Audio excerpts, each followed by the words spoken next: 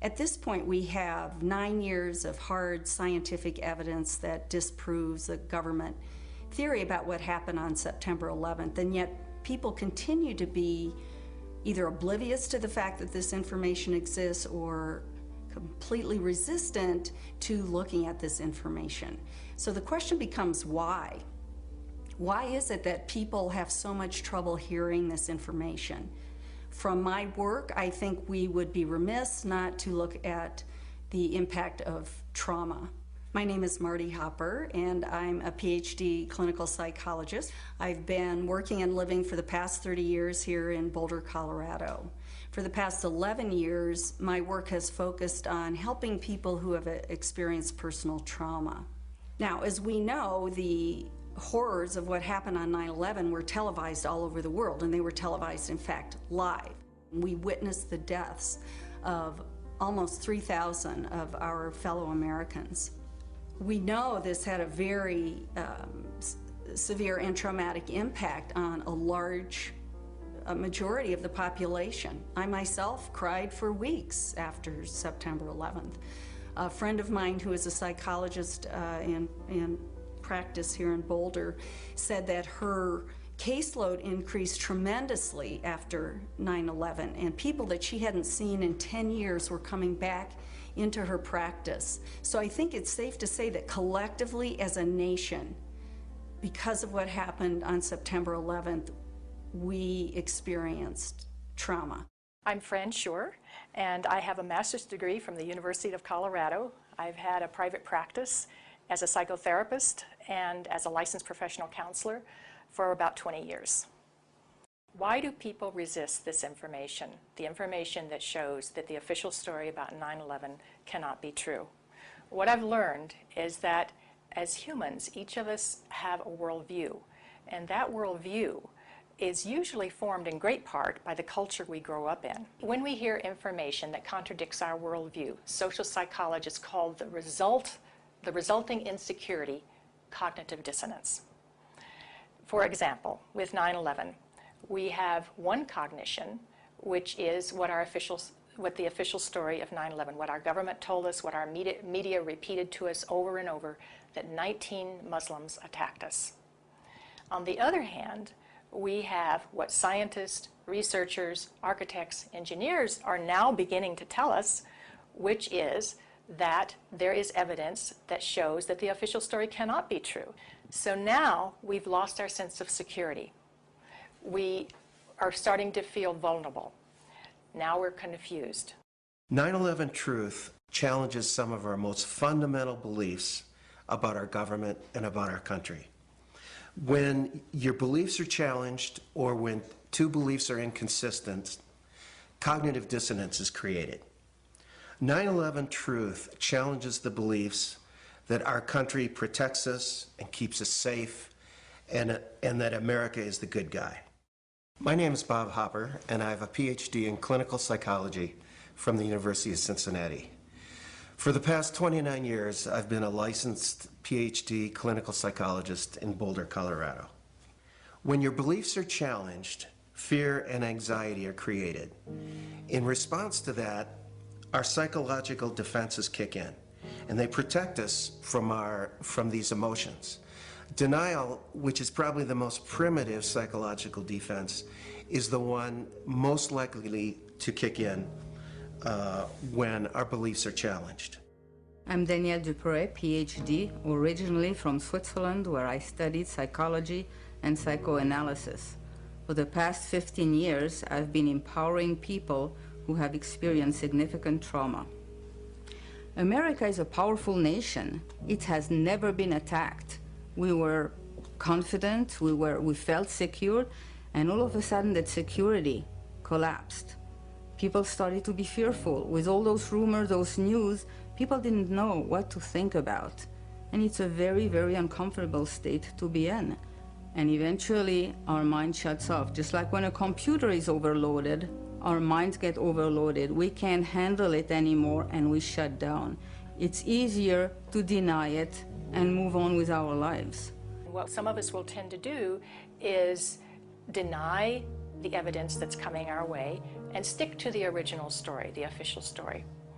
and to try to regain our equilibrium in that way. Another thing we can do is decide to look at the conflicting evidence and be sincere and be open-minded and look at both sides of the issue and then make up our own mind about what reality is.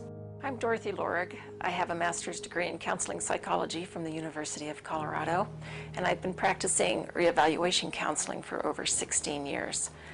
If we can think of our worldview as being sort of our mental and emotional home, I think all of us will do just about anything to defend our homes, to defend our families. And so I see that with people, and I saw that with myself when my brother tried to talk with me about it, of don't mess with me, don't mess with my home, don't mess with my comfort with how things are.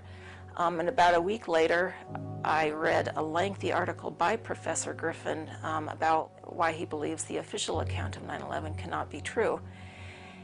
And it was a very well-researched article. I was in my office at the time. I sat there and I felt my stomach churning. I thought maybe I was going to be sick.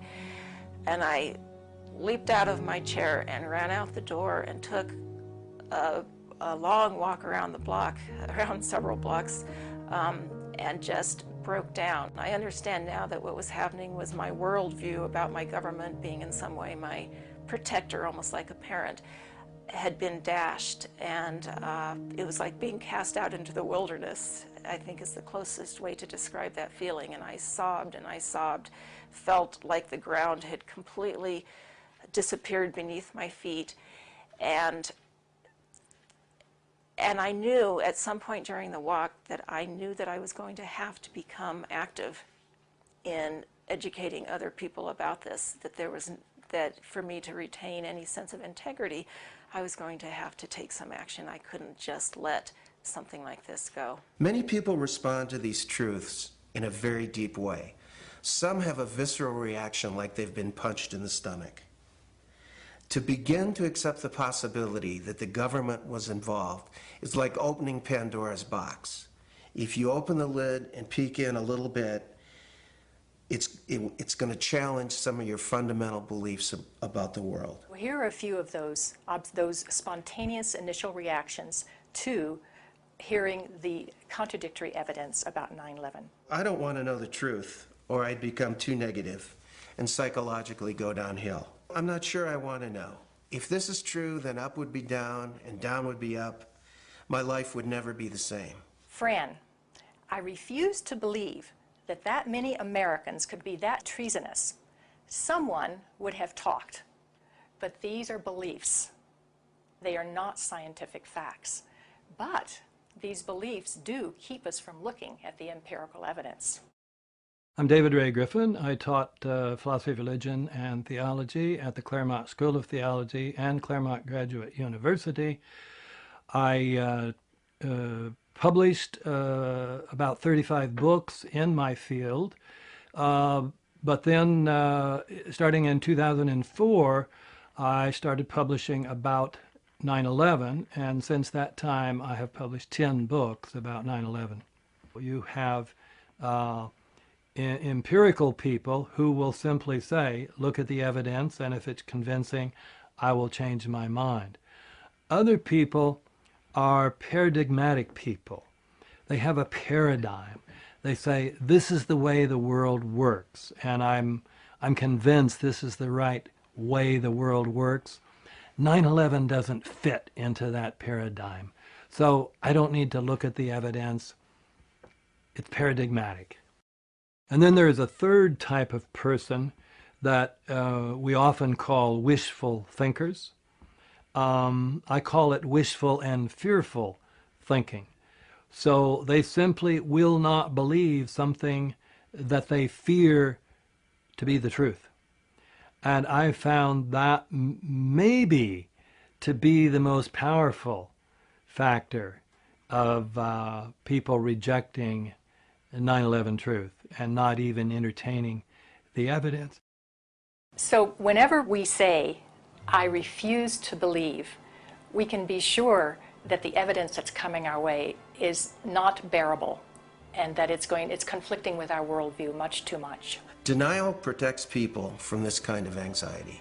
As I thought about all of these responses, I realized that what is common to every one of them is the emotion of fear. People are afraid of being ostracized, they're afraid of being alienated, they're afraid of being shunned, they're afraid of their lives being inconvenienced, they'd have to change their lives, they're afraid of being confused, they're afraid of psychological deterioration, they're afraid of feeling helpless and vulnerable. And they're afraid that they won't be able to handle the feelings that are coming up. None of us want to feel helpless and vulnerable. So we want to defend ourselves. And the way we often do that is with anger. So then we become angry. And when we become angry, then we become indignant. We become offended. We want to ridicule the messenger. We want to pathologize the messenger. And we want to censor the messenger. So how can we overcome this resistance and denial? The first thing is to meet people where they're at.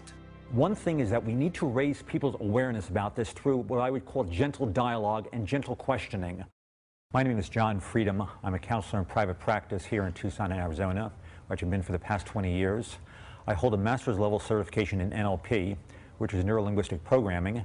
So it doesn't work to challenge people's belief or immediately tell them, you know, I know the truth about 9/11, but a good way is to ask questions, ask open-ended questions, and lead them into a dialogue and discussion about it. One of the ways to deal with the trauma is to find the answers. That's why I think it is of such importance to have a comprehensive investigation. I believe that to be the kind of country that we think we are, we have to face some of the things that are not as we think they are.